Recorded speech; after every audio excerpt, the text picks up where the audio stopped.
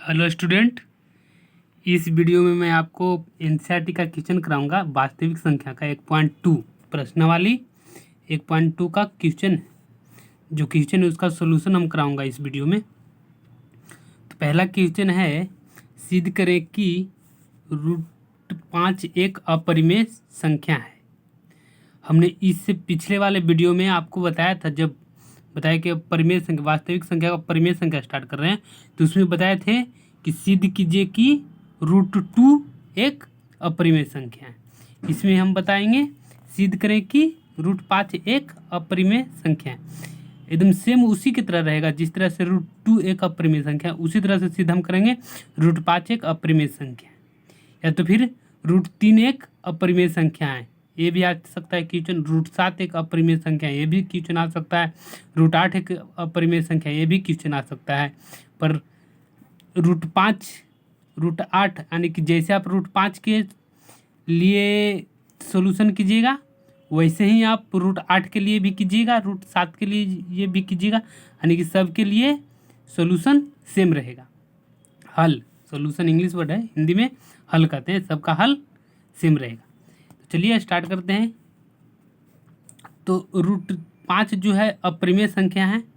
हम इसको सिद्ध करेंगे कि ये अपरिमेय संख्या कैसे है। पहले हम मान लिए इसको उल्टा मानेंगे, ये परिमेय है। हम कह दिए कि मान लिया कि √5 एक परिमेय संख्या है। अपरिमेय था, इसको परिमेय संख्या मान लिया। तो परिमेय संख्या है तो परिमेय संख्या का डिफिनेशन क्या होगा कि √5 जो होगा वो बराबर होगा किसका, P/Q। यानी P/Q क्या है, परिमेय संख्या, जिसको हम P/Q के रूप में लिखते हैं। तो √5 बराबर लिख दिए P/Q। अब इसको यहाँ P और Q क्या है, Q एक सअभाज्य संख्या है। सअभाज्य संख्या जानते हैं, मतलब साथ साथ वाले अभाज्य संख्या, जहाँ Q 0 के बराबर नहीं है। Q 0 के बराबर हो अगर जो हो जाएगा तो ये पूरा का पूरा अनडिफाइंड हो जाएगा, कोई इसका मतलब नहीं है। अनडिफाइंड अपरिभाषित, जिसका कोई मतलब नहीं होता है उसी को हम अपरिभाषित कहते हैं। अब यहाँ पे P है, इसको तिरछे तिरछे गुना किए।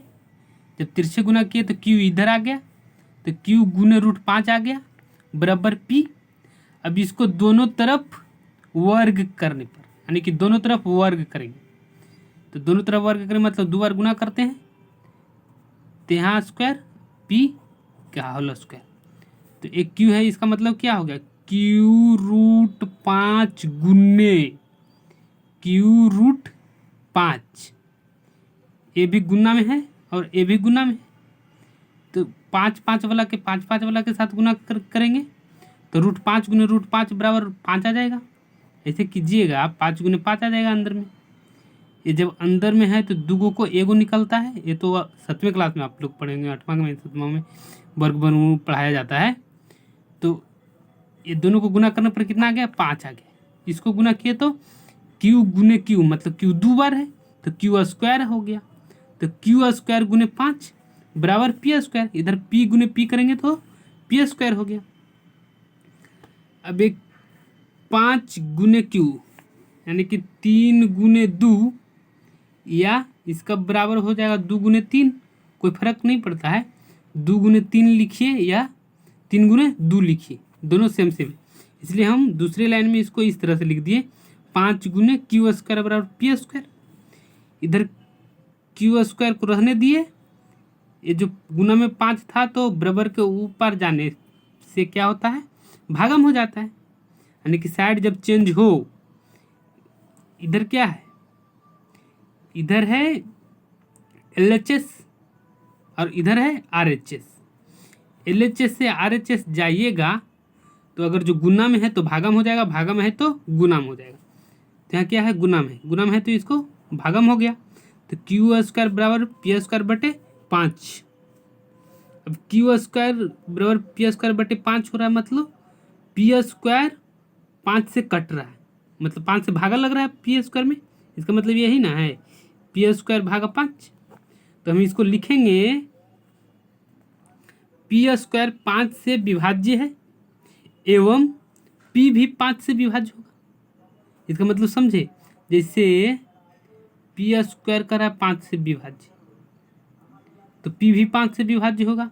तो पी सेम सेम है, तो पी गुने पी बटे 5, कोई भी ले लीजिए जो 5 से पी स्क्वायर विभाजित है, तो 25 ले लेते हैं।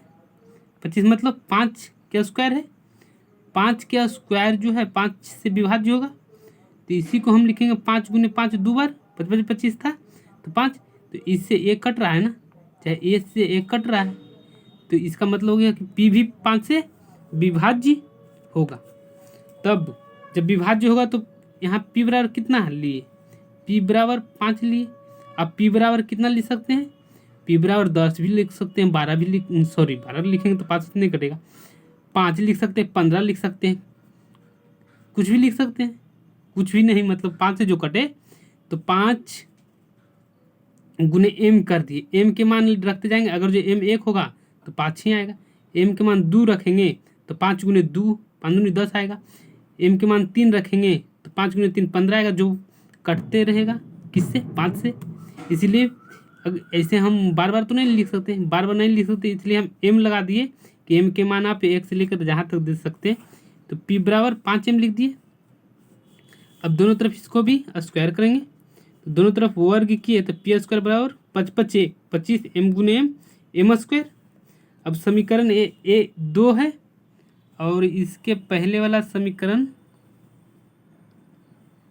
कहाँ गया, हाँ यहाँ है, ये समीकरण 1 है और ये समीकरण 2 है। एक समीकरण को दूसरे समीकरण से बराबर किए तो 5 गुने क्यू स्क्वायर, दूसरा के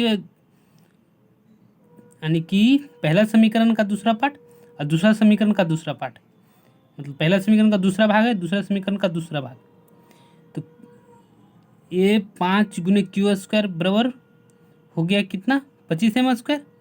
इसको 5 से भागा लगाए तो 5m स्क्वायर बचेगा।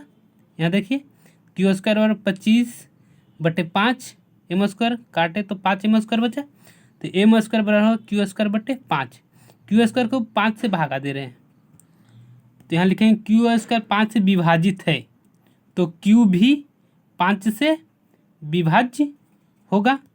लेकिन हमने पी और क्यू को सह अभाज्य संख्या माना था, लेकिन यहाँ पी और क्यू 5 से विभाज्य हो रहा है, अतः ये हमारी मान्यता के विपरीत है। √5 एक परिमेय नहीं अपरिमेय संख्या होगा। इसको अच्छा से देखिए और अपना जो नोट्स कॉपी कलम निकाल के लिख रहे होंगे उसमें अच्छा से लिखिएगा। ये लैंग्वेज जांच करने वाला ये लैंग्वेज ही देखिएगा आपको, और ये बोर्ड के एग्ज़ाम में, बिहार बोर्ड के एग्ज़ाम में 3 नंबर के शायद पूछता है, 3 नंबर के पूछता है, 5 नंबर के पूछता है। तो अगर जो समझ में आया तो अच्छा है, नहीं समझ में आया तो इसी वीडियो को 2 बार 3 बार करके देखिए, आपको याद हो जाएगा। और आज आपको याद हो जाएगा और समझ जाएंगे तो फिर बोर्ड में अच्छा से आप लिख पाएंगे। इसमें ज़्यादा दिमाग नहीं लगाना है, कितना कुछ नहीं समझ में आया होगा हम जानते हैं, लेकिन कोई बात नहीं है, इसे बार बार देखिए समझ में आएगा। Thank you for watching. और इस वीडियो को अपने दोस्तों के साथ शेयर कीजिए। आप ट्यूशन वगैरह में पढ़ते होंगे तो दोस्त को बताइए कि एनसीईआरटी का इस चैनल का नाम है बात एनसीईआरटी की।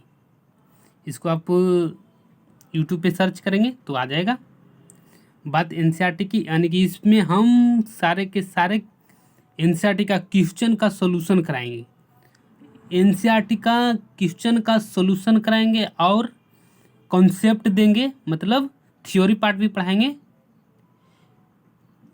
सबका परिचय देंगे थ्योरी पार्ट का, और साथ साथ क्वेश्चन भी कराते जाएंगे। सारे के सारे ज्योमेट्री हो, जिसको हिंदी में ज्यामितीय बोलते हैं, त्रिभुज वाले, वो सब पार्ट, सब एक भी चीज़ नहीं छूटेगा, सारे के सारे ग्राफ भी पढ़ाएंगे। तो इस वीडियो को शेयर कीजिए, सब्सक्राइब कीजिए, लाइक कीजिए, और जो चीज़ समझ में ना आए उसको कमेंट बॉक्स में लिखिए कि ये कैसे हो, हम आपके रिप्लाई देंगे। और व्हाट्सएप चैनल पे भी जुड़ जाइए, वहाँ पे पीडीएफ वगैरह और क्वेश्चन सॉल्यूशन अगर जो दूसरे बुक से बना रहे हैं, लुसेंट से बना रहे हैं, भारतीय भवन से बना रहे हैं, आपको समझ में नहीं आ रहा है तो फ़ोटो क्लिक करके आप व्हाट्सएप चैनल पे सेंड कर सकते हैं। Thank you.